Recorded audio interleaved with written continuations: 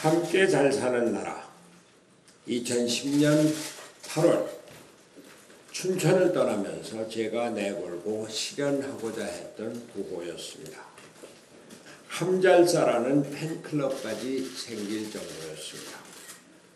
2011년 민주당 대표로 취임해서는 보편적 복지를 내세우고 복지국가를 추구하는 정책을 채택했습니다. 그 이후 아직도 가야 할 길이 멀기는 하지만 우리나라는 복지국가 대열에 들어섰습니다. 그러나 지금 우리나라 경제는 어디에 와 있습니까? 성장이 멈추고 반도체를 제외하고는 수출도 정체되고 있습니다. 한국은행도 경제 성장률을 계속 낮춰잡고 강두시 전 IMF 총재를 비롯한 세계 모든 경제 전문가가 한국 경제에 대해서 비관적인 전망을 내놓고 있습니다. 복지를 시행하기 위해 생산과 성장의 고삐를 잡아 챙겨야 할 때입니다. 시장의 활성화가 그 요체입니다. 어제 문재인 대통령은 2019년도 예산안 시정연설을 했습니다. 저도 대통령에 대한 예우를 지키기 위해 국회 방청석에서 연설을 경청했습니다. 그러나 결론적으로 문재인 대통령의 시정연설은 경제회복을 바라는 국민의 기대를 저버렸습니다. 실망이 매우 컸습니다. 문재인 대통령의 시정연설은 함께 잘 사는 포용국가를 표방하면서 국가가 나서서 복지를 베풀어 주겠다는 내용이 거의 전부였습니다. 시장과 기업을 살릴 대책을 아무것도 제시하지 않았습니다. 스스로 물은 웅덩이를 채우고 나서야 바다로 흘러간다고 말하면서 물을 어떻게 채울지에 대한 대책이 없었습니다. 기업과 관련해서는 기업의 사회적 책임을 강조하는 것이 전부였습니다. 특히 소득주도 성장 정책을 유지하겠다는 대목은 매우 유감입니다.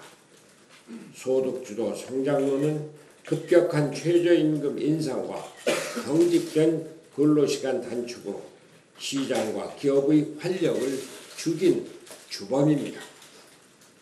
저는 경제를 살리기 위한 고언을 문재인 대통령께 수차례 말씀드린 바 있습니다. 중요한 것은 대통령이 국정 철학을 바꾸는 것입니다. 경제 운영 책임자를 실용적 시장주의자로 바꾸고 그에게 모든 것을 맡기라고 말씀드렸습니다. 이제 경제 관련 책임자를 경질한다는 보도가 나오고 있습니다.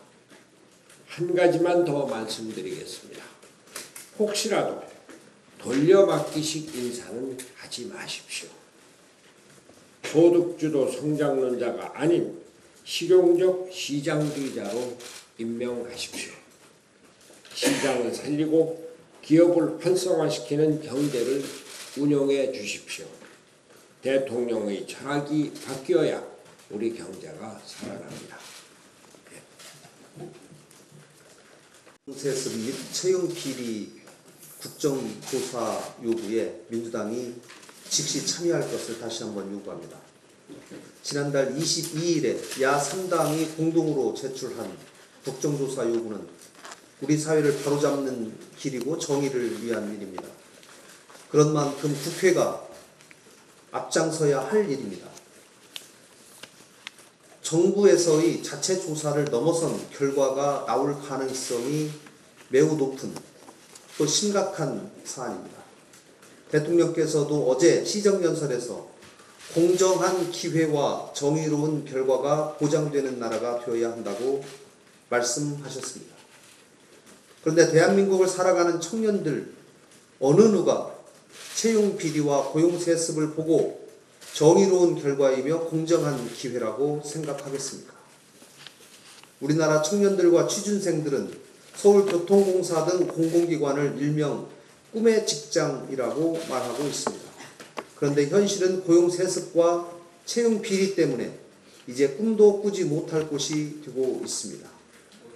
다시 말씀드리지만 문재인 정부에서만 벌어진 일이 아닐 가능성이 큽니다. 지금까지 쏟아져 나온 공공기관의 비리 의혹들을 감안한다면 정권 여부를 떠나서 우리 사회의 뿌리 깊은 적폐입니다.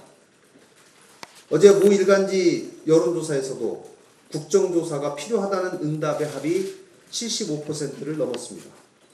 국민들 대부분도 국정조사가 필요하다고 판단하고 있습니다. 이번 국정조사는 그동안 민주당이 주장해온 적폐청산과 정의로운 사회를 구현하자는 것과 일맥상통하는 일입니다. 민주당의 즉각적인 국정조사 참여를 다시 한번 촉구합니다. 지난달 손학규 대표님께서 제안하셨던 급격한 최저임금 인상 문제에 대한 보완책, 소위 내년 인상분에 대한 철회 또는 인상 시기 유예 문제에 대해서 어제 바른미래당 의총에서 많은 논의와 토론이 있었습니다. 내년도 최저임금을 철회하거나 아니면 인상 시기를 7월 1일을 유예하는 동시에 2020년 최저임금은 동결해야 한다는 점에 대해서 많은 의원님들이 공감을 표시했습니다. 바른미래당은 이 부분에 관해서 다른 당들과 협상하고 정기국회에서 결실을 맺을 수 있도록 적극 나서겠습니다. 최저임금의 급속한 상승 문제는 우리 경제와 시장에 막대한 부정적인 영향을 미쳤고 소상공인과 자영업자들에게 큰 타격을 주고 있습니다. 정부가 스스로 조정하지 않겠다면 민생경제, 경제우선정당인 바른미래당이 나서겠습니다. 다른 당의 적극적인 논의와 합의를 요청합니다.